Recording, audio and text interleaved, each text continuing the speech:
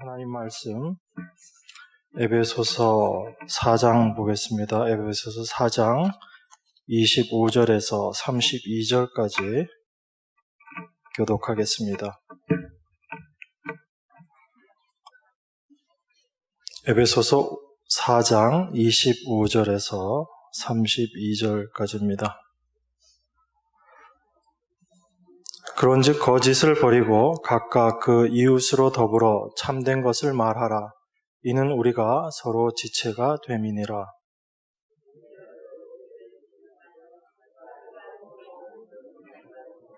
마귀로 틈을 타지 못하게 하라.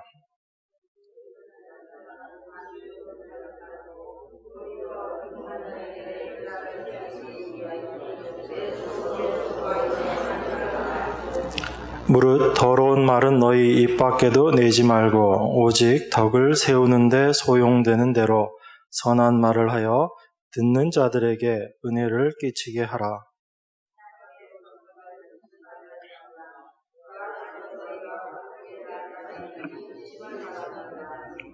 너희는 모든 악독과 노함과 분냄과 떠드는 것과 회방하는 것을 모든 악의와 함께 버리고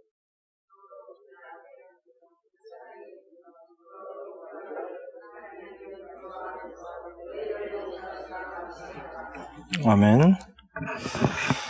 저희가 지난주에도 동일한 본문 말씀을 읽었습니다. 지난주에 다 마무리가 안 돼서 조금 더 생각을 해봐야 되겠습니다.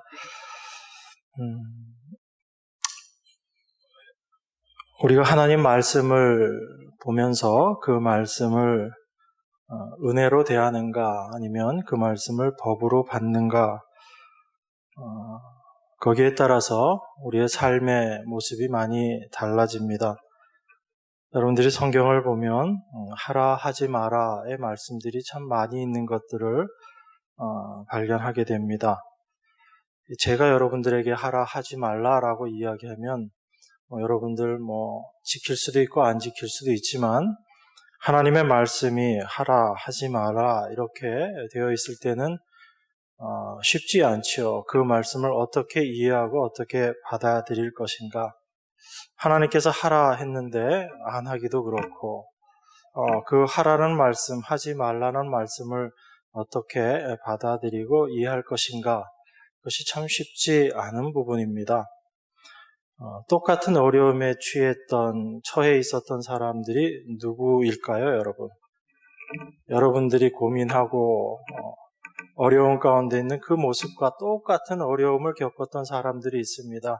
누구지요? 네, 이스라엘 사람들이에요. 이스라엘 사람들. 그들은 하나님께로부터 아주 구체적인 율법의 말씀들을 받았거든요. 거기에는 특별히 십계명을 통해서 또 각각의 율법의 말씀들을 통해서 아주 자세하게 우리에게 말씀하고 있습니다. 무엇을 먹어야 되고 무엇을 먹지 말아야 될 것까지 다 기술되어 있거든요. 그러니까 그 말씀들을 보면서 유대인들이 그것을 가볍게 생각할 수 있었을까요? 없었을까요? 절대 가볍게 생각 못하는 거죠. 이건 하나님께서 우리에게 주신 말씀이기 때문에 우리가 이것을 어떻게 할 수 없는 것이다. 그렇게 생각합니다. 그리고 그 말씀을 열심히 지켜야지 된다라고 생각하고 그 율법의 말씀을 죽기까지 지키려고 애썼던 사람들이 하나님의 율법을 받았던 유대인들의 삶의 모습이거든요. 그럼 그렇게 열심히 율법을 지키고 살아갔던 그 유대인들의 모습을 보면서 여러분들이 그 사람들을 손가락질 할 수 있을까요? 없을까요? 못하는 겁니다. 왜냐하면 우리보다 훨씬 더 열심을 다해서 하나님을 섬기고자 했던 사람들이 유대인들이기 때문에 그래요. 그런데 그 모든 것들이 사람의 생각일 수 있다라는 것이 성경이 우리에게 던져주는 하나의 의문입니다. 제가 왜 이 말씀을 드리는가 하면 우리가 율법은 우리가 지켜서 이루어낼 수 없는 것이다 라는 그런 말을 하지만 여전히 여러분들이 신약 성경을 보면 하라 하지 말라는 말씀들이 늘 있죠. 그럼 여러분들이 그 말씀들을 보실 때 과연 어떻게 받아들이는가 하는 거예요. 성경에 하라라고 되어 있으니까 우리가 해야지 되는 것 아니냐? 하지 말라라고 했으니까 우리가 하지 말아야지 되는 것 아니냐? 이렇게 생각합니다. 그러면서 우리는 한 가지를 더 생각하지요. 우리 인간의 힘으로는 이 말씀을 절대로 지킬 수 없는데 우리가 구원받았다라는 것은 성령이 우리 안에 들어와 계시기 때문에 이제 우리가 그 성령의 능력을 힘입어서 이 말씀을 지킬 수 있는 것이 아닌가 이렇게 생각합니다. 제가 지금 여러분들께 드리는 말씀, 이 말씀이 여러분들 늘 생각하시는 말씀이잖아요. 여러분 그렇게 생각 안 하세요? 저는 그렇게 생각하고 많은 시간들을 지냈거든요. 그래서 한때는 그런 생각도 했습니다. 과연 하늘나라의 사도 바울과 그 십자가에 처음 예수님 십자가에 달리실 때 있었던 그 우편 강도가 어떤 모습으로 같이 있을까? 세상 참 불공평하고 천국도 참 불공평한 곳이다. 그런 생각을 했었습니다. 거기에는 어떤 생각이 있었냐면 나는 저 십자가에 달린 우편 강도보다는 그래도 나은 사람이다라는 생각을 했었기 때문에 그걸 구별하고 있었거든요. 그런데 시간들이 지나고 나서 제 안에 드는 것은 그 우편 강도와 내가 별반 다를 게 없는 존재다라는 거예요. 물론 이 얘기를 하려고 오늘 말씀드리는 건 아니고요. 중요한 것은 우리가 하나님의 은혜를 받았기 때문에 이제 우리 안에 성령이 계시기 때문에 우리가 하나님의 말씀을 다 지킬 수 있다. 그렇기 때문에 신약에서도 여전히 하라, 하지 말라라는 이 말씀들이 있는 것이 아닌가 우리가 이렇게 생각할 수 있다라는 겁니다. 이 생각과 똑같은 생각을 가지고 살았던 사람들이 누구냐면 유대인들이에요. 유대인들은 하나님께로부터 그 율법의 말씀을 받았을 때 어떻게 생각했는가? 우리는 하나님의 택하신 백성들이다라고 생각했습니다.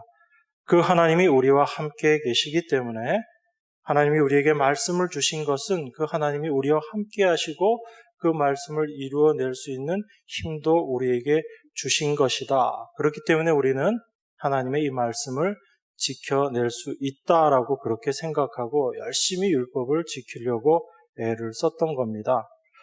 그 유대인들의 생각과 지금 우리가 우리 자신에 대해서 생각하는 것과 과연 차이점이 있는가라는 거예요. 우리 안에 성령이 계시기 때문에 우리가 이제 이 하나님의 말씀을 우리가 다 지켜낼 수 있다.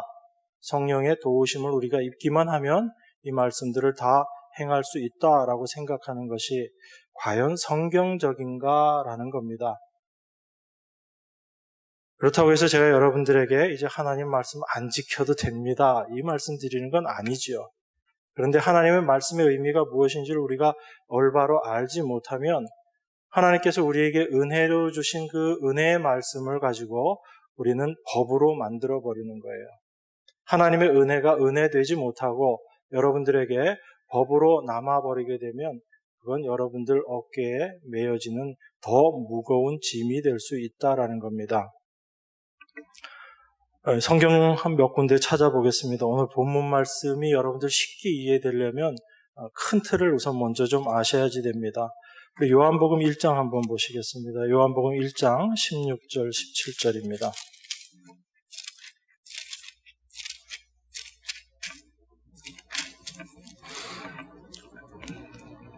제가 봉독하겠습니다. 우리가 다 그의 충만한 데서 받으니 은혜 위에 은혜로라. 율법은 모세로 말미암아 주신 것이요 은혜와 진리는 예수 그리스도로 말미암아 온 것이라. 우리가 다 그의 충만한 데서 받으니 은혜 위에 은혜로라 이렇게 이야기합니다. 우리가 충만케 되는 건 어떻게 해서 충만케 돼요? 은혜 위에 은혜가 더해짐으로 말미암아 우리가 충만케 되는 겁니다. 은혜 충만한 자가 되는 것은 우리가 무엇을 해서 충만케 되는 것이 아니고 하나님의 은혜가 더해지고 우리에게 임하고 은혜가 더해질 때 우리가 충만케 되는 겁니다. 그러면서 17절에 이렇게 이야기합니다. 율법은 모세로 말미암아 주신 것이요 은혜와 진리는 예수 그리스도로 말미암아 온 것이라 이렇게 이야기합니다. 지금 무엇과 무엇을 비교하고 있냐면 율법과 예수 그리스도로 말미암아 온 은혜를 우리에게 지금 비교해서 설명하고 있습니다. 왜 사도가 이 말씀을 이렇게 이야기하는가? 바로 은혜의 충만함이 무엇인가 그것을 우리에게 지금 설명하기 위해서 이 말을 하는 겁니다. 여러분 여기 16절에 보면 우리가 다 그의 충만한 데서 받으니 은혜 위에 은혜로라 라고 되어 있는 은혜 위에라는 이 단어, 이 전치사가 원래 원어의 뜻은 어떤 의미냐면 우리가 지금 읽는 것은 은혜 위에 은혜를 더한다라는 의미로 되어 있죠. 그런데 원래 이 의미는 뭐냐면 은혜에 반대해서 은혜라는 뜻이에요. 직역을 하게 되면. 또 다르게 해석을 하면 은혜 대신에 은혜다라는 얘기입니다. 이 말이 여러분들 이해가 되셔야지 돼요.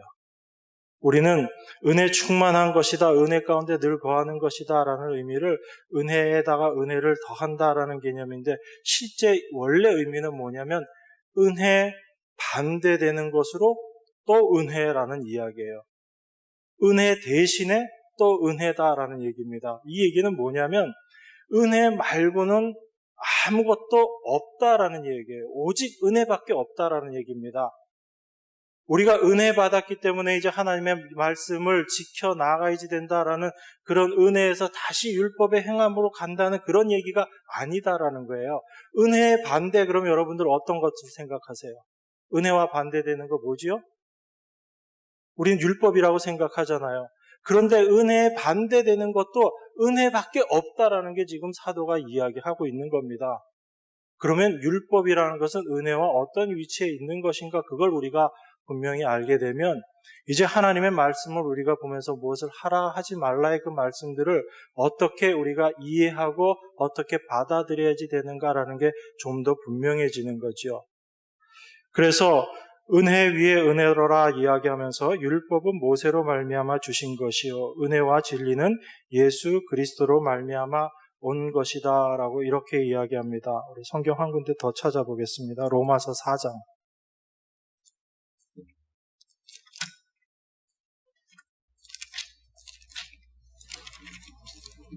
로마서 4장 13절입니다. 13절에서 17절까지 제가 읽겠습니다. 여러분 눈으로 잘 따라오시면서 생각해 보시기 바랍니다. 아브라함이나 그 후손에게 세상의 후사가 되리라고 하신 언약은 율법으로 말미암은 것이 아니요 오직 믿음의 의로 말미암은 것이니라. 만일 율법에 속한 자들이 후사이면 믿음은 헛것이 되고 약속은 폐하여졌느니라. 율법은 진노를 이루게 하나니 율법이 없는 곳에는 범함도 없느니라.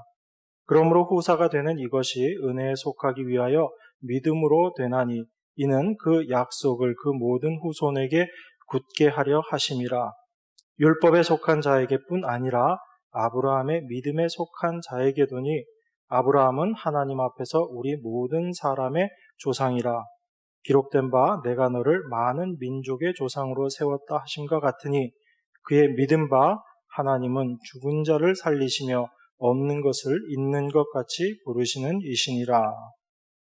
지금 아브라함과 무엇을 같이 비교하고 있냐면 아브라함에게 주신 언약과 모세에게 주신 언약, 율법을 지금 비교해서 설명하고 있는 겁니다.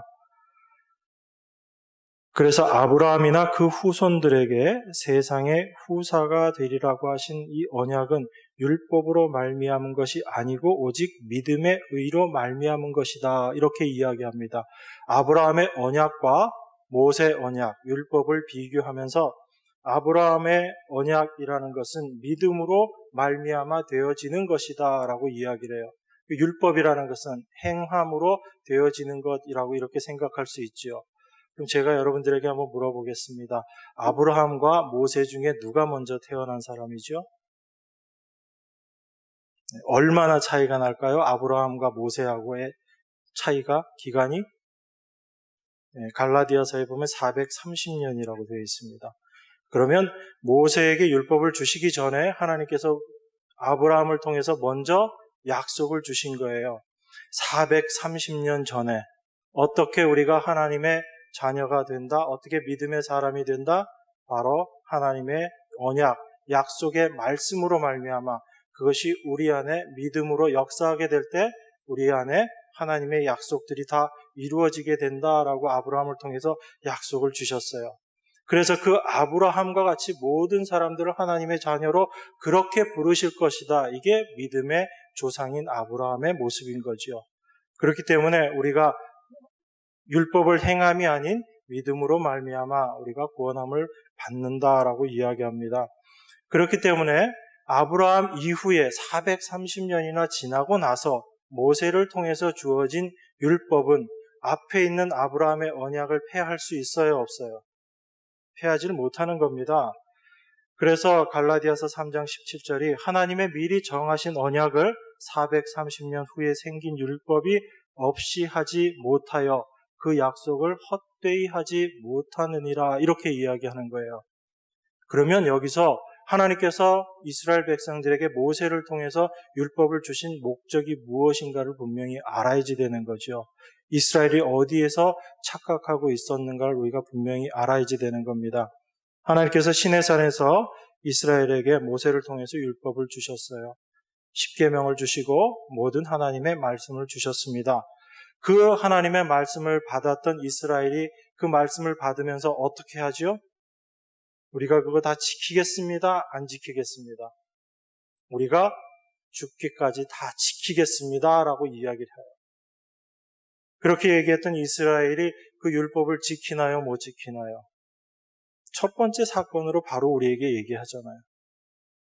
율법 다 지키겠습니다. 우리가 그 못 지키면 그 피해값을 우리가 치르겠습니다 라고 그렇게 이야기하는데 그들은 율법 못 지켜요. 바로 우상 만드는 모습으로 나타난다고요.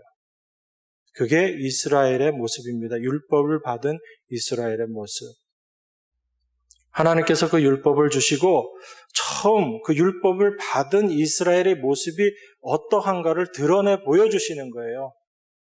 너희는 이 율법을 지킬 수 없는 존재다라는 것을 그들을 통해서 바로 보여주시는 겁니다. 그 이후에 이스라엘의 모든 삶의 모습이 율법을 지켜나가는, 지킬 수 있는 자의 모습으로 드러나나요? 아니면 여전히 율법을 지킬 수 없는 죄인의 모습으로 드러나나요? 심지어 어디에서까지? 가나안에 들어가서까지. 거기서도 여전히 그들은 하나님만을 참 하나님으로 섬기지 못하고 자기의 욕심으로 말미암아 하나님 말씀을 지키지 못하는 자로 드러나는 것이 이스라엘의 모습이거든요. 그런데 그 율법이 어떻게 쓰여 있죠? 무엇을 하라 하지 말라의 형식으로 쓰여 있는 거예요. 그런데 나중에 이 율법에 대해서 사도가 어떻게 이야기합니까? 바울이 어떻게 이야기하죠? 율법은 그것을 지키는 거래요? 아니면 율법을 통해서 죄를 깨닫는 것이라고 이야기를 해요? 죄를 깨닫는 것이다 라고 이야기합니다. 내가 죄인이다라는 것을 그 율법을 통해서 깨닫게 된 자들이 이제 누구에게 나아가는 거예요? 예수 그리스도 앞으로 나아가게 되는 겁니다. 그것이 바로 하나님의 은혜 앞으로 나아가게 된다는 이야기거든요. 그것이 하나님께서 율법을 주신 목적이에요.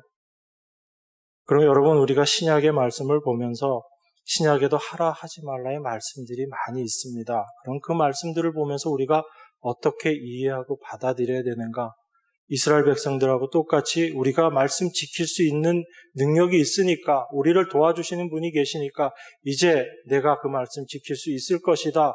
그렇게 생각하는 것이 옳은 것일까요? 아니면 이 말씀들을 보면서 이 말씀을 통해서 내가 얼마나 죄인된 존재인가, 내가 하나님의 말씀을 지킬 수 없는 존재인가를 깨닫는 것이 말씀을 주신 목적일까요? 그지요? 그런데 우리는 이 하나님의 말씀을 너무나 귀하게 생각하고 너무나 중하게 생각하기 때문에 오히려 하나님께서 은혜로 주신 것을 은혜로 받지 못하고 뭐로 받아버리는 거예요? 자꾸 법으로 받아버리는 거예요. 하라 하지 말라의 말씀으로만 우리가 자꾸 그것을 이해하는 겁니다. 하나님은 똑같이 그 십계명의 말씀, 하나님의 율법의 말씀을 이스라엘에게 주시면서 이 말씀은 너희가 이걸 지켜서 이걸 지킴으로 구원받기 위해서 준 것이 아니고 이 말씀을 통해서 너희가 얼마나 죄인인지를 깨달으라고 그래서 준 것이다 라고 말씀하고 있는 거예요. 이제 하나님의 성령이 임한 자들에게 하나님께서 동일하게 말씀을 주십니다. 그 말씀을 통해서 하나님께서 우리에게 무엇을 원하실 것 같아요? 여러분들에게 무엇을 원하실 것 같아요? 내가 구원받기 전에는 하나님 말씀 하나도 못 지켰는데 이제 내가 구원받았으니까 하나님 말씀 다 지킬 수 있습니다. 이렇게 나아가기를 원하실까요? 아니면 이 말씀을 통해서 너가 어떤 존재인지를 깨닫고 하나님 앞으로 예수 그리스도의 십자가 앞으로 나와라 이렇게 말씀하시겠어요? 여러분들이 생각하시기 바랍니다. 여러분 각자가 이 부분은 결론을 내리셔야지 돼요. 여러분들이 결정하셔야지 됩니다. 제가 뭐라고 이야기를 하더라도 여러분들은 또 돌아서서 이 하나님 말씀 보면 하라라고 돼 있네. 그러면 지켜야지. 이렇게 돌아가실 수가 있다고요. 여러분들이 하나님 앞에서 이 부분에 대해서 결정 내리세요. 어떻게 내가 하나님 말씀들을 순종하고 지켜나갈 것인지, 무엇이 참된 순종인지를 우리가 알아야지 됩니다. 우리가 읽은 에베소서 4장은요. 무엇에 대해서 이야기하고 있죠? 오늘 읽은 본문 바로 앞에 말씀이 그거지요. 옛사람을 벗어버리고 너희가 심령이 새롭게 되어서 새 사람을 입으라라고 이야기합니다. 그래서 제가 옛사람이 어떤 것이고 새 사람이 어떠한 존재인지에 대해서 여러 번 설명을 드리는 거예요. 우리는 그 옛사람에 속했던 모습으로 너무나 많은 시간들을 살았기 때문에 또 우리 안에 여전히 그 죄의 본질이 있기 때문에 우리는 잠시라도 하나님 말씀에 붙잡히지 못하고 하나님의 은혜 가운데로 가지 못하면 우리는 옛사람에게 향하는 모습으로 여전히 갈 수밖에 없는 게 우리들 모습이라는 거예요. 여러분 옛사람의 행함이라는 게 나쁜 것 그런 거라고 말씀드렸어요? 아니죠. 우리가 생각하는 건 살인하고 도둑질하고 간음하고 그런 것들이 옛사람의 모습이다라고 여러분 생각하시면 안 돼요. 십계명에 나와 있는 그 모든 말씀들이 단지 어떤 윤리나 도덕을 써놓은 게 아니잖아요. 그냥 우리가 생각하는 그런 살인하지 말고 그런 도둑질하지 말고 그런 정도의 의미가 하나님의 말씀이라면 세상의 다른 종교와 다를 것이 하나도 없는 게 기독교예요. 그런데 세상의 것과 전혀 다른 것이 하나님의 말씀, 하나님의 생명을 담고 있는 바로 기독교라는 거거든요. 여러분들이 거기에서 분명히 아셔야지 됩니다. 아담과 하와가 범죄함으로 자기의 부끄러운 것을 가리기 위해서 열심히 애썼던 게 윤리의 모습이고 도덕의 모습이고 하나님의 영원한 생명에서 단절되어 버렸기 때문에 나의 생명을 이제 스스로의 힘으로 유지하기 위해서 열심히 수고하고 애쓰면서 살아가는 그 모습이 바로 옛사람의 모습이라는 거예요. 하나님은 그 옛사람의 모습을 그 옛사람 모습 가운데 있는 아담과 하와를 불러내셔서 어떻게 하세요? 더 큰 무화과 나뭇잎을 주시나요? 더 두꺼운 무화과 나뭇잎을 주셔서 가려주시나요? 아니죠. 그거 다 벗겨버리고 어떻게 하시는 거예요? 하나님께서 가죽옷을 입혀주시는 거예요. 그 가죽옷 입은 자들이 새 사람이 된 사람들이에요. 여러분 스스로의 힘으로 그 가죽옷을 입는 것이 아니고 여러분 스스로의 힘으로 그 무화과 나뭇잎을 벗어버리는 것이 아니고 누가 이 일을 다 하시는 거예요? 하나님께서 하시는 거예요. 하나님이 택하셔서 부르신 자들을 그 가리고 있었던 것들을 다 벗겨버리시고 하나님의 옷으로 가죽옷으로 입혀주시는 겁니다. 여러분 이게 복음이에요. 다른 게 복음이 아니고 인간의 열심을 내게 하고 인간의 어떤 의의를 드러나게 하는 것이 아닌 철저하게 하나님 앞에서 내 존재가 어떠한 존재인지를 깨닫고 이런 나를 구원하시고 하나님의 참된 백성으로 만들어 가시겠다는 하나님의 약속 이것을 믿는 자들이 하나님의 택하심을 받은 자들이에요. 그들에게는 이 하나님의 말씀이 복음으로 다가옵니다. 그렇지만 그 하나님의 은혜가 무엇인지 알지 못하는 자들은 이 하나님의 말씀이 여전히 무엇으로 다가올 수밖에 없어요? 율법의 말씀으로, 법으로 다가올 수밖에 없다라는 겁니다.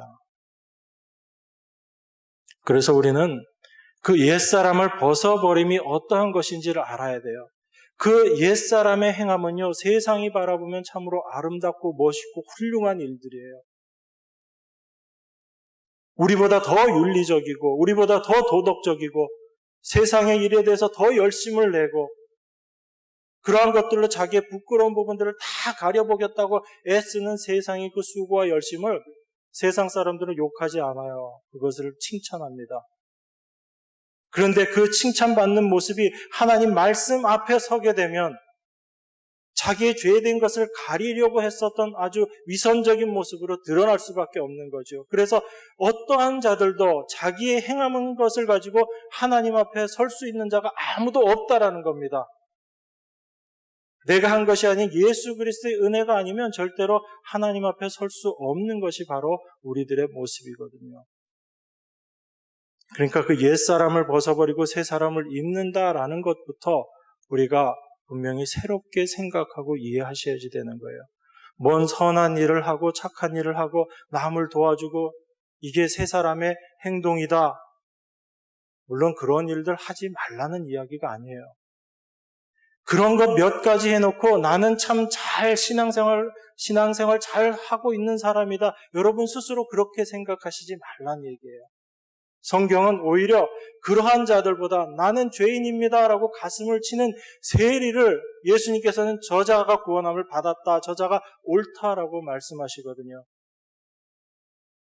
내가 금식하고 하나님 가난한 사람들을 도와주고 그렇게 이야기하는 바리새인들을 우리 주님께서는 모르신다라고 말씀하시는 겁니다. 하나님 앞에 은혜 받은 자의 모습이 어떠한지를 우리가 분명히 알고 있어야지 되는 거예요. 그래서 그 옛사람을 벗어버리고 새 사람을 입는다라는 것은 우리가 예전에 행했던 그런 잘못된 행동들을 그치고 뭔가 이 하나님께서 말씀하신 이 율법의 말씀들을 우리가 열심히 잘 지켜서 행하는 것, 이것이 옛사람을 벗어버리고 새 사람을 입는 것이 아니고 나의 옛사람의 존재가 어떠한지를 하나님의 말씀을 통해서 분명히 깨닫고 그런 나를 의지하지 않고 예수 그리스도 앞으로 나아가는 자, 하나님의 은혜 가운데로 나아가는 자가 바로 새 사람을 입은 자의 모습이에요. 그러한 모습이 바로 은혜 위에 은혜가 충만한 자의 모습이라는 겁니다.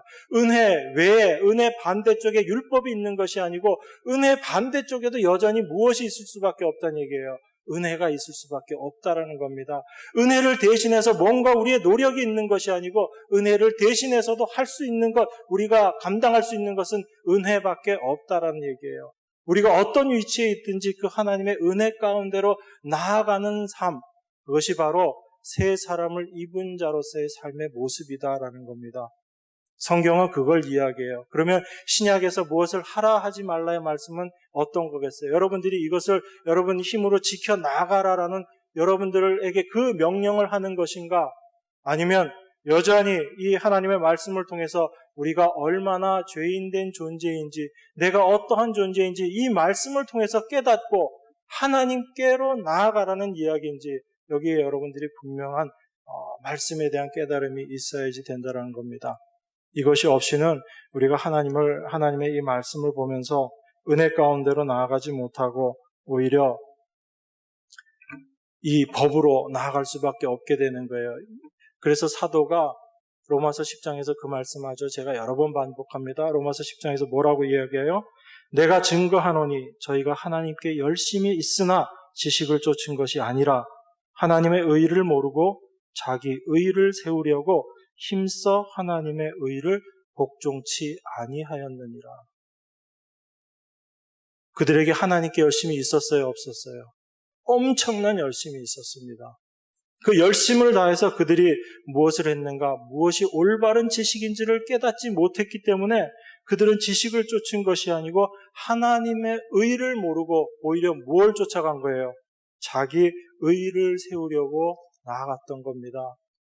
하나님의 의가 무엇인지를 몰랐던 거죠. 그래서 로마서에서 처음에 어떤 이야기를 합니까? 오직 의인은 믿음으로 말미암아 살리라라고 이야기하는데 복음에는 하나님의 의가 나타나서라고 되어 있는 거예요. 복음은 참 하나님의 의가 무엇인지를 이야기하고 인간의 의가 다 무너지는 그곳에서 참된 믿음을 가지고 믿음으로 살아가는 자들이 바로 복음을 올바로 깨달은 자들이다라고 이야기하는 겁니다. 그래서 그 복음에는 하나님의 의가 나타나는 거예요. 인간의 그 어떤 의도 용납되어지지 않는 하나님의 의가 나타나는 겁니다.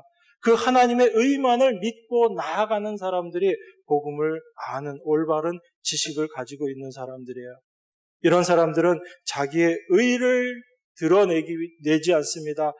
자기의 의를 드러내기 위해서 하나님의 의를 힘써 복종치 않는 그런 모습으로 나아가지 않는다는 얘기예요. 하나님의 의가 무엇인지를 점점 알아가고 그 하나님의 의를 드러내는 삶을 살아가게 된다는 얘기입니다. 이것이 복음을 아는 자의 삶의 모습이거든요. 그렇기 때문에 우리가 에베소서 그 말씀들을 보면서 우리 안에 분명히 이러한 깨달음들이 있어야지 되는 거예요. 우리가 이 하나님의 말씀을 보면서 나의 본질이 어떠한지를 우리는 더 깨달아야지 되는 겁니다. 그리고 나의 모습이 어떠한지를 알았을 때 우리는 누구에게로 나아가는 거예요? 예수 그리스도께 나아가는 겁니다. 그래서 우리 히브리서 그 말씀 잘 아시죠? 하나님의 말씀은 어때요? 좌우에 날선 검, 바로 성령의 검으로 우리 안에 있는 것들을 다 끄집어내시고 그것을 다 치시고 그 안에 무엇이 있는지 우리의 심령과 골수를 찔러 쪼개기까지 하신다라고 그렇게 말씀하잖아요.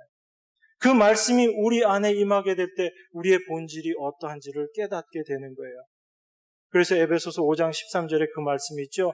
책망을 받는 모든 것이 빛으로 나타나나니, 나타나지는 것마다 빛이다. 그렇게 이야기합니다. 우리의 죄된 것이 성령으로 말미암아 그 빛으로 말미암아 다 들추어지게 되었을 때 그 드러난 것들을 하나님께서는 이제 무엇이라고 이야기하는 거예요?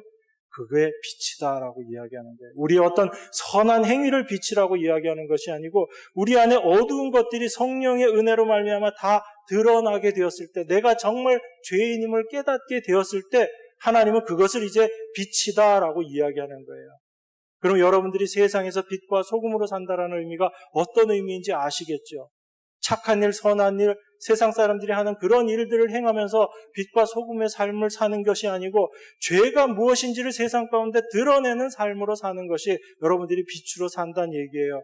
거기에는 여러분 자신도 여전히 어두움일 수밖에 없다라는 것이 고백되어지는 그 고백을 통해서 하나님께서 여러분들을 이 세상의 빛과 소금으로 쓰신다는 이야기입니다. 그래서 히브리서에서 그 성령의 검 하나님의 말씀이 우리의 모든 것들을 다 찔러 쪼개고 우리가 어떠한지를 알게 되었을 때 이제 우리에게 무엇을 이야기하나요? 그런 우리들에게 큰 대제사장이 있으니라고 이야기합니다. 우리의 본질이 어떠한지를 깨닫게 되었을 때 이제 그리스도 앞으로 나아가게 되는 거죠. 우리에게 있는 큰 대제사장 그가 곧 하나님의 아들 예수시라라고 이야기합니다. 그렇기 때문에 우리가 믿는 도리를 굳게 잡아야지 된다라고 히브리서가 계속해서 이야기하고 있는 거예요. 우리의 모습이 어떠한지 드러났다면 이제 우리는 어디로 나아가야지 된다는 얘기예요. 큰 대제사장이신 예수 그리스도 앞으로 나아가야지 된다라고 이야기합니다. 그것이 우리가 빛 가운데 거하는 삶의 모습이라는 얘기예요.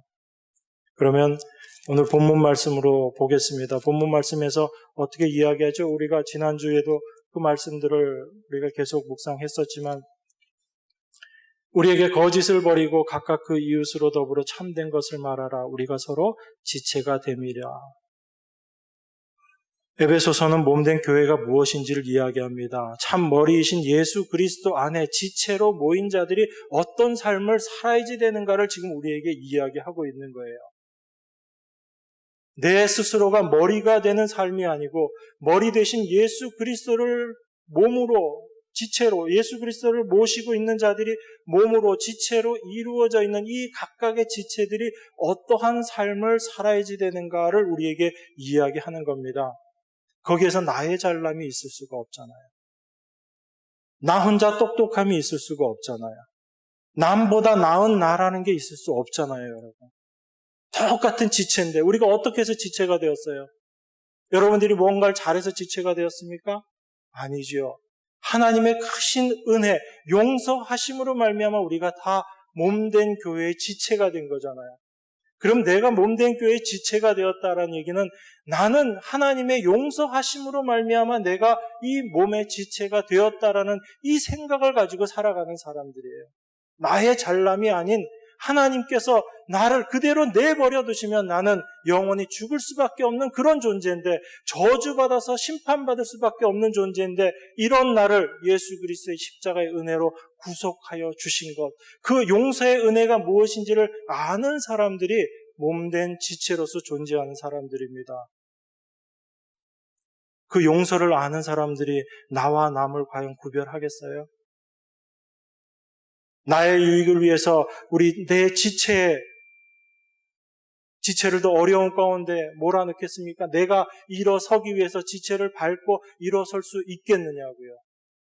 그럴 수 없는 겁니다. 하나님은 우리를 그 지체로 부르시고 이제 그 아름다운 몸의 모습으로 만들어 가시는 그 일들을 여러분 삶 가운데 행해 나가시는 거예요. 그걸 우리가 알게 될 때 지체가 무엇인지, 몸이 무엇인지, 몸된 교회에 속한 자가 어떠한 그리스도를 머리로 붙잡고 바라보고 사는 모습이 어떤 것인지를 우리가 조금씩 알게 되는 겁니다. 그래서 우리가 새 사람을 입으라라고 이야기하고 그런즉 거짓을 버리고 각각 그 이웃으로 더불어 참된 것을 말하라라는 이야기예요. 거짓을 버리라는 게 거짓말하지 말라는 얘기 차원이 아니다라고 말씀드렸죠. 거짓을 버리라는 건 뭐예요? 내 본질 자체가 거짓이라는 걸 알아라라는 이야기예요. 그걸 알지 못할 때 우리는 자기 자신에게 속는 거예요. 자기 자신에게 속아서 내가 거짓말 안 하면 내가 오늘 하나님 말씀 지켰구나. 그런데 거짓말하면 그 죄책감에 또 잡혀서 살아가는 거예요. 하나님의 말씀이 1차적으로 우리의 모습이 어떠한지를 먼저 들추어내는 데 있습니다. 우리 안에 참된 것이 없다라는 걸 우리에게 말씀하시는 거예요. 참된 이는 누구 한 분밖에 없으신 거예요. 하나님 한 분밖에 없으십니다. 참되신 이는 하나님 한 분밖에 없습니다. 우리 모든 사람은 다 거짓된 존재라는 거예요. 여러분, 우리가 새 사람 되었다는 건요, 내가 이제 열심히 노력해서 나의 이 옛사람을 변화시키고 바꿔서 새 사람 되는 게 아니에요. 이 옛사람을 갈고 닦아서 새 사람이 되는 게 아니에요. 하나님께서는 이 새 사람을 십자가에 넘겨버리시고 예수 그리스도로 말미암은 새 사람을 우리에게 입혀주셨어요. 우리가 변화되어서 새 사람이 되는 것이 아니고 예수 그리스도로 말미암아 우리가 새 사람이 된 거예요. 그걸 믿음의 눈으로 바라보는 자들이 새 사람의 은혜 가운데 새 사람을 입은 자의 모습입니다. 그래서 우리의 모습이 어떠한지를 우리는 이제 아는 거예요. 내 옛사람, 내 옛자, 나의 본질은 바로 거짓일 수밖에 없다라는 것을 고백하는 자, 그들이 거짓을 버리는 자들의 삶의 모습이라는 겁니다. 단순하게 거짓말하고 안 하고의 차원이 아닌 거죠. 그래서 이 하나님의 말씀은 세상의 어떤 윤리나 도덕으로도 지켜낼 수 없는 게 이 하나님의 말씀이라는 거예요. 우리 인간의 힘으로 할 수 없는 것이기 때문에 예수 그리스도께서 하나님이신 그분이 이 땅에 오셔서 이 말씀을 이루어내신 겁니다. 우린 그 하나님의 은혜로 날마다 살아가는 자들이에요. 그래서 분을 낸다라는 게 어떤 거라고 말씀드렸어요. 어떨 때 분나요? 나의 존재 가치가 멸시받을 때, 나의 것들을 빼앗길 때, 내 것이라고 생각하는 것들을 빼앗길 때 분이 나고 화가 나는 거잖아요. 근데 그 중심에 뭐가 있는 거라고 말씀드렸어요? 내가 있는 거죠. 여전히. 우리가 분을 낸다라는 것은 내가 여전히 그 중심에 내가 있기 때문에 내가 자존심 상하고 나의 것을 빼앗기고 내가 남들로부터 제대로 대접을 받지 못한다라고 생각했을 때 분이 나고 화가 나는 거잖아요. 그런데 나의 존재가 어떠한지를 아는 자들은 비록 내가 그러하지 않았을지라도 그런 이야기를 내가 들었을 때 여전히 그 모습이 내 안에 있다라는 것을 고백하게 되죠. 이게 사람의 힘으로 될 수 있는 것이 아니다라는 얘기입니다. 성령이 우리 안에서 역사하시며 일하시는 모습이 바로 이 일을 해나가시는 거예요. 그래서 그러한 자들은 분을 그대로 내면서 그 상태를 유지하고 있는 것이 하나님의 은혜에서 벗어난 모습임을 알고 그 모습으로 있는 것 자체가 사탄에게 기회를 주고 틈을 주는 모습이라는 것을 알고 거기에서 벗어나기를 위해서 기도하는 거예요. 해질 때까지 분 내도 괜찮다라는 그런 말씀도 아니고 그리고 분내는 것과 죄 짓는 게 별개의 문제가 라는 것도 아니고 바로 분냄 그 자체보다는 그 분냄을 통해서 우리가 죄의 모습으로 떨어질 수 있다라는 겁니다. 분을 낸다는 것 자체가 바로 내가 주인이 되어서 내가 중심이 되어서 살아가고 있는 모습이기 때문에 그 모습이 바로 하나님 앞에서는 죄인의 모습이라는 거예요. 내가 하나님처럼 되어서 내가 모든 것들을 판단하고 내가 결정하고 내가 주인이 되어 있는 그 모습이 바로 하나님 앞에서는 죄인의 모습이라는 겁니다. 그것이 하나님 앞에 죄를 짓는다라는 거예요. 그래서 분을 낼 때 우리의 분에 잡히는 것이 아니고 내가 어떠한 자인지 하나님이 나를 어떠한 위치에서 건져내셨는지를 생각하게 될 때 예수 그리스도의 은혜를 구하는 자가 되는 것이고 그 은혜 가운데서 나의 모습을 고백하게 되는 것, 이게 사탄에게 틈을 주지 않는 거예요. 그렇지 않을 때 우리는 사탄의 송사에 우리가 화를 내던 화를 내지 않던 사탄에게 잡힌 자가 될 수 있다라는 겁니다. 성경은 그걸 이야기하는 거죠. 28절입니다. 도적질하는 자는 다시 도적질하지 말고 돌이켜 빈궁한 자에게 구제할 것이 있기 위하여 제 손으로 수고하여 선한 일을 하라, 이렇게 얘기합니다. 도둑질하지 말라는 이야기예요. 제가 여러분들에게 이 말씀이 여러분에게 정말 실제적으로 다가오세요. 도적질하지 마라. 난 도둑질 안 하는데 나하고는 상관없는 말씀이네.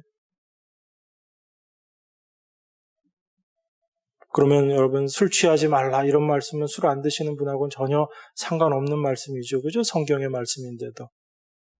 모든 성경의 말씀은 우리에게 주어진 말씀입니다. 여러분 성경에서 이야기하는 도적질이 과연 어떤 게 도적질일까요?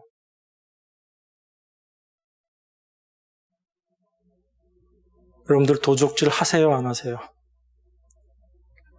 되게 대답을 못 하시네. 한다고 얘기를 해야지 되는 건지, 안 한다고 이야기를 해야지 되는 건지. 도둑질하는 게 어떤 거죠? 원래 도둑질이라는 게 원래 내 거 아닌 거 내가 갖고 와서 내 것인 거로 만들어버리는 것, 이게 도둑질이죠. 그죠? 그 여러분들이 지금 가지고 있는 거 다 여러분 거예요, 아니에요? 근데 그걸 여러분 거라고 생각하는 순간 여러분들은 뭘 하고 있는 거예요, 지금? 도둑질하고 있는 거예요. 우리가 받은 것 중에 하나님께서 우리에게 주시지 않은 것이 단 하나라도 있을까요? 없지요. 여러분이 받은 모든 것들이 하나님께서 여러분들에게 주신 거예요. 하나님의 은사를 자랑하고 있던 고린도 교회에게 사도 바울이 이야기합니다. 너희가 받은 것 중에 하나님께로부터 오지 않은 것이 하나라도 있더냐? 너희들가 결코 자랑하지 못할지니라 라고 이야기합니다. 여러분이 만약에 여러분들이 가지고 있는 것이 여러분의 것이다 라고 생각하면서 산다면 여러분들은 지금 하나님의 것을 도둑질하고 살고 있는 거예요. 무섭죠.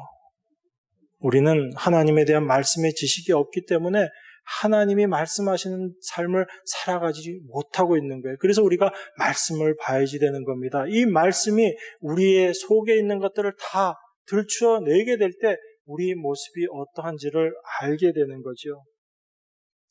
하나님이 창조하신 이 세상에서 인간이 자기 것이라고 주장할 수 있는 것은 아무것도 없는 겁니다. 그걸 자기 것으로 주장하든 하게 되면 바로 그 순간 그는 하나님의 것을 도둑질하는 자가 되는 거예요. 애굽의 종으로 살고 있던 이스라엘을 하나님께서 건져내십니다. 그들을 어디로 보내시죠? 가나안으로 들여보내신다고요. 그 가나안에 하나님께서 기업을 허락하십니다. 그런데 그 하나님께서 허락하신 것들을 자기의 것으로 생각하게 된 이스라엘이 이제 어떤 죄를 범하게 돼요? 주변에 있는 고아와 과부와 연약한 자들, 약한 자들을 멸시하는 모습으로 나타나는 거예요. 그들이 가나안에서 받게 된 그 기업이 누가 주신 거예요? 자기들이 열심히 수고해서 얻은 거예요? 아니면 하나님께서 주신 거예요? 하나님께서 주신 거잖아요. 그들은 종이었어요. 애굽에서 종이었습니다. 아무것도 자기의 소유로 가질 수 없는 자들을 하나님께서 불러내셔서 가나안에 집어넣으신 거예요. 거기서 하나님께서 기업을 주셨습니다. 그런데 그것이 나의 것이다라고 생각하는 순간 그들에게는 그 주변에 있는 고아와 과부들이 보이지 않게 되는 거예요. 그래서 율법의 말씀에 어떤 게 있어요? 너희들이 가나안 들어가서 살 때 고아와 과부들 절대 멸시하지 말아라 라고 이야기합니다. 그건 단순히 어려운 사람 도와주라는 차원이 아니에요. 너희가 지금 누리고 있는 그 기업들이 너희 것이 아니고 하나님께서 은혜로 주신 것인데 그걸 아는 자들이면 지금 어려운 가운데 곤궁한 가운데 처해 있는 사람들에게 너희가 가지고 있는 것 나누어 주는 것, 그게 어떤 문제가 되는 거예요? 아무 문제가 될 게 없는 거예요. 내가 있으니까 너한테 나눠준다, 이것도 아닌 겁니다. 여러분, 구제라는 건요, 내 거니까 내가 나눠줄게, 이게 구제가 아니에요. 성경이 이야기하는 구제는 모든 것이 하나님의 것이고 내가 가지고 있는 이것조차도 하나님의 것이기 때문에 이것을 나누어 주는 거예요. 내 것을 나누어 주는 것이 아니고 하나님의 것을 나누어 주는 겁니다. 그게 성경이 이야기하는 구제예요. 그래서 이스라엘이 가나안에 들어가 있는데도 그곳에서 고아와 과부들은 여전히 그들 주위에 있게 하나님께서 그렇게 역사하신, 그렇게 놔두신 거예요. 환경을 그렇게 만들어 두신 겁니다. 그들을 보면서 그들이 어디에서 건지심을 받은 존재인지를 늘 생각하라는 이야기예요. 그것을 알 때 그들은 이제 하나님의 것을 도둑질하지 않는 자가 되는 겁니다. 더 나아가서 그들은 어떻게 해야지 되죠?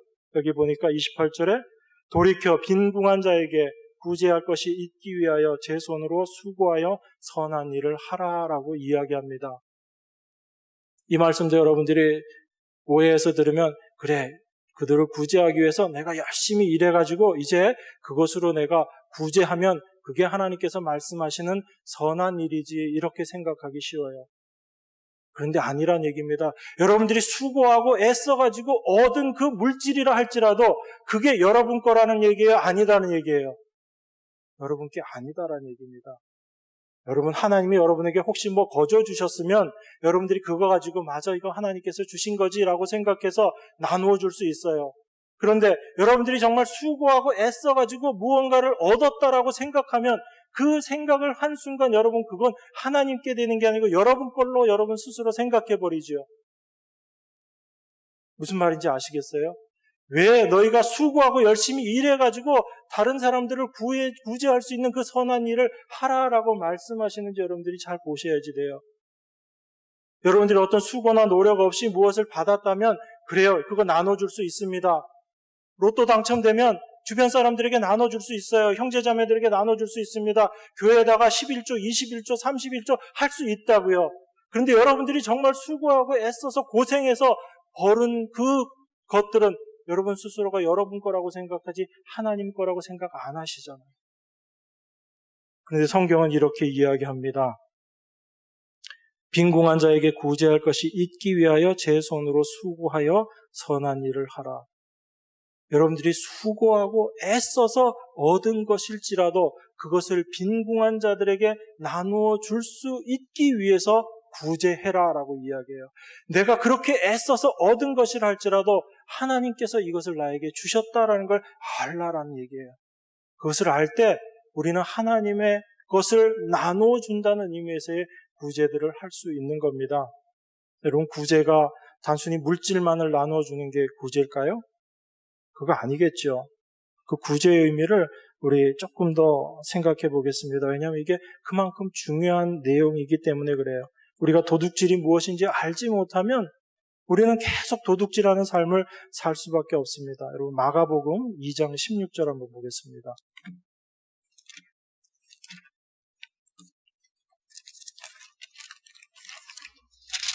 마가복음 2장 16절 17절입니다. 제가 봉독하겠습니다. 바리새인의 서기관들이 예수께서 죄인과 세리들과 함께 잡수시는 것을 보고 그 제자들에게 이르되 어찌하여 세리와 죄인들과 함께 먹는가?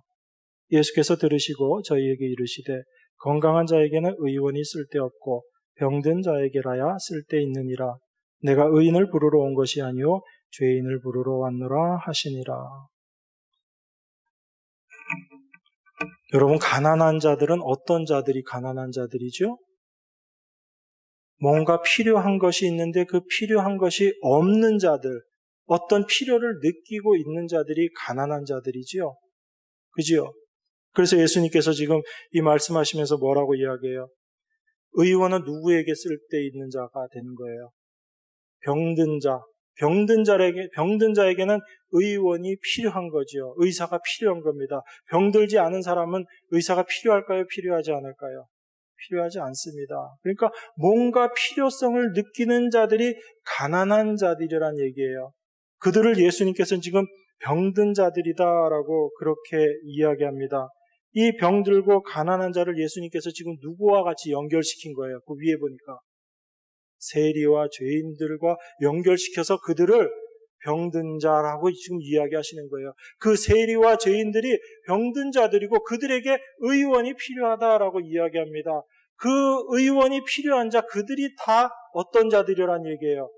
가난한 자들이란 얘기예요. 그 가난한 자들에게 무엇이, 이 사람들은 없는 자들이, 이 세리와 죄인들은 무엇이 없어서 가난한 자들이에요? 세리는 돈이 있는데, 세리와 죄인들 무엇이 없는 거예요? 하나님의 의가 없는 자들이에요. 이들에게는 하나님의 의가 없습니다. 그래서 가난한 자일 수밖에 없는 거예요. 이 가난한 자들에게 하나님께서 어떻게 지금 하라고 말씀하시는 거예요? 너희가 수고하고 애써서 그 가난한 자들을 구제해라라고 이야기하는 거예요. 내가 받은 하나님의 은혜가 은혜인 줄 알지 못하는 자들은 이러한 구제, 이런 영적인 구제에 열심을 내지 못합니다. 영적인 구제가 무엇인지도 알지도 못해요. 그것이 바로 하나님 앞에 도둑질하는 자로 서 있다는 얘기예요. 지금 제가 여러분들에게 밖에 나가서 열심히 전도하세요, 이 말씀 드리는 거 아니에요. 이 얘기 듣고 또 나가서 그렇게 받아버리면 여러분 또 법으로 받으시는 거예요. 중요한 건 뭐예요? 내가 받은 하나님의 은혜가 무엇인지를 알라. 그것을 알게 될 때 하나님이 필요에 따라서 사람에게 말씀을 전하기도 하시고 나의 것을 나누어 주기도 하시고 그 모든 일들을 행하실 때 우리가 순종케 되어지는 거예요. 그걸 통해서 하나님의 은혜를 나누는 자로 여러분들이 살아갈 수 있는 겁니다. 그래서 단순히 이 세상의 물질만을 포함하는 것이 아니고 정말 가난한 자가 어떠한 자인지를 우리에게 알게 하시는 거예요. 그래서 고린도후서 8장 9절에 보면 이 말씀이 있습니다. 우리 주 예수 그리스도의 은혜를 너희가 알거니와 부요하신 이로써 너희를 위하여 가난하게 되심은 그의 가난함으로 말미암아 너희를 부요하게 하려 하십니다. 영원한 하늘의 것을 소유하신 그 부자이신 예수님께서 이 땅에 오셔서 가난한 자가 되셨어요. 왜 그렇게 되셨다고 그러지요? 여러분과 저를 부요한 자 만드시기 위해서 가난한 자가 되셨습니다. 이 예수 그리스도의 의, 하나님의 의로 말미암아 그 의가 부요한 자가 된 여러분들은 이제 그 의를 구제하는 데 사용하셔야지 되는 그 하나님의 은혜를 여러분들이 경험하고 그 은혜를 가지고 여러분들이 세상 가운데 나아가야지 되는 겁니다. 풍성한 하늘의 그 보좌를 버리시고 이 땅에 오셔서 가난한 자가 되신 예수 그리스도로 말미암아 우리가 부한 자들이 다 된 거예요. 그래서 우리 사도행전에 보면 베드로하고 요한이 성전 문 앞에서 구걸하고 있던 그 안진뱅이에게 이렇게 말씀하시죠. 금과 은은 나에게 없거니와 내게 있는 곳으로 내게 주노니 곧 나사렛 예수 그리스도의 이름으로 걸으라 라고 이야기합니다. 무엇을 지금 나눠주고 있는 거예요? 그가 받은 예수 그리스도의 의, 하나님의 의, 그 부요함을 지금 이 안진뱅이에게 나눠주고 있는 거예요. 이 구제를 하고 있는 겁니다. 이것이 바로 우리가 하나님 앞에 행해야지 되는 선한 일이라는 거예요. 세상에 불쌍한 사람 도와줘서 그런 의미의 선함이 아니고 선한 이는 오직 한 분이시니 하나님 한 분이십니다. 그 하나님의 의를 나누어 주는 것, 그것이 바로 선한 일이다라는 거예요. 그래서 사도가 그렇게 얘기하잖아요. 내가 근심하는 자 같으나 항상 기뻐하고 내가 가난한 자 같으나 많은 사람을 부요하게 하고. 어떻게 부요하게 해줬다는 얘기예요? 물질을 많이 나눠줬다는 얘기예요? 아니죠. 그들에게 하나님의 의를 나눠줬거든요. 그래서 그 가난한 자들에게 하나님의 의를 나눠줌으로 말미암아 그들이 부요한 자가 되게 했다라는 얘기예요. 그래서 내가 아무것도 가지지 않은 자 같지만 내가 모든 것을 가진 자다라는 이러한 부요함을 사도가 드러내는 거예요. 여러분, 우리 하나님의 백성들, 새 사람들은요, 이 부요함 가운데 사는 자들이에요. 세상에 물질이 있고 없고가 문제가 아닙니다. 그것은 우리 주님 오실 때 다 없어질 것들이에요. 여러분들이 무엇을 쌓아놨던, 무엇을 만들어놨던 그 모든 것들은 하나님 앞에서는 아무 쓸모없는 것들이에요. 근데 정말 우리가 마지막에 하나님 앞에 서게 될 때 무엇으로 서게 될까요? 내가 만들어 놓은 것이 아닌 하나님께서 나에게 주신 그 의, 하나님께서 나를 부요하게 해주신 것, 그것 가지고 하나님 앞에 우리가 나아가게 되죠. 그것 가지고 오직 그것만이 우리를 하나님 앞에 설 수 있는 자로 만들어 놓으시는 거예요. 우린 그 하나님의 의에 부요한 자들이 되어야지 됩니다. 어떤 세상의 것들에 부요한 자가 되는 것이 아니고 그 하나님께서 우리에게 주신 것들, 그것에 부요한 자들이 되어야 되겠습니다. 우리 몇 절 안 남았으니까 마저 간단히 살펴보고 오늘 말씀 마무리하도록 하겠습니다. 그리고 더러운 말은 너희 입 밖에도 내지 말고 오직 덕을 세우는 데 소용되는 대로 선한 말을 하여 듣는 자들에게 은혜를 끼치게 하라. 그러면 여러분 이제 더러운 말이 어떤 말인지 대충 감이 잡히시죠? 어떤 게 더러운 말일까요? 서로 덕을 세우는데 소용되지 않는 것, 그런 것들이 다 더러운 말이죠. 어떤 거지요? 자기의 의를 세우는 말입니다. 나는 너와 같지 않아라고 자기 자신을 드러내는 말들이에요. 몸된 교회를 회방하는 말들입니다. 그런 것들이 더러운 말이에요. 쌍스러운 말 하지 말라, 이런 차원에서 성경은 이야기하지 않습니다. 무엇이 더러운 말인지를 우리가 알아야 돼요. 몸된 교회를 세우지 못하고 허무는 말들이 다 더러운 말들이다라는 겁니다. 그래서 우리는 덕을 세우는데 소용되는 대로 선한 말을 하여 듣는 자들에게 은혜를 끼치게 하는 겁니다.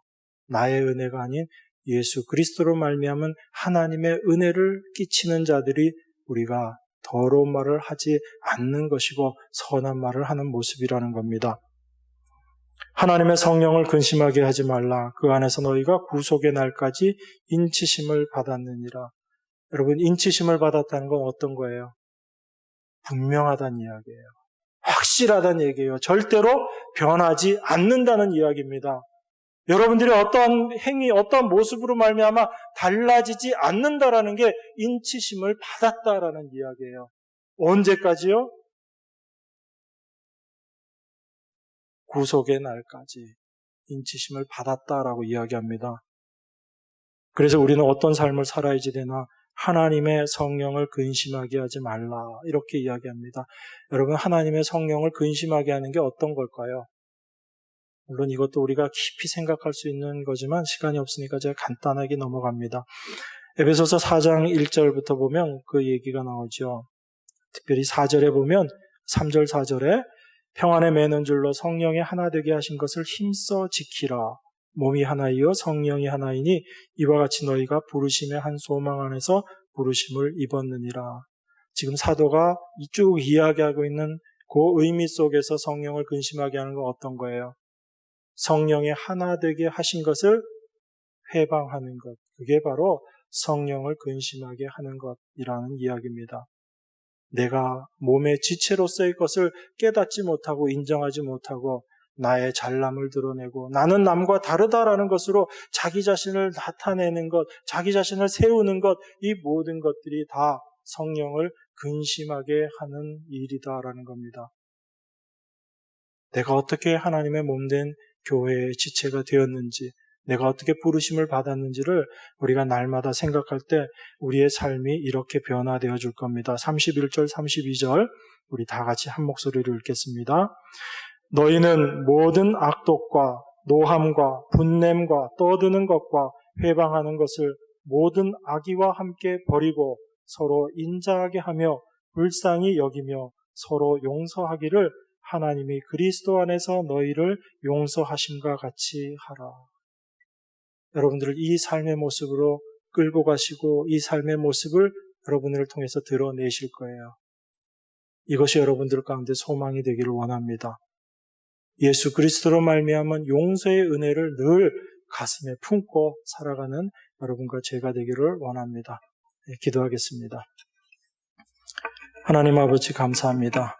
우리가 어떻게 주님의 몸된 교회로 부르심을 받았는지 말씀을 통해서 깨닫게 하시니 감사드립니다.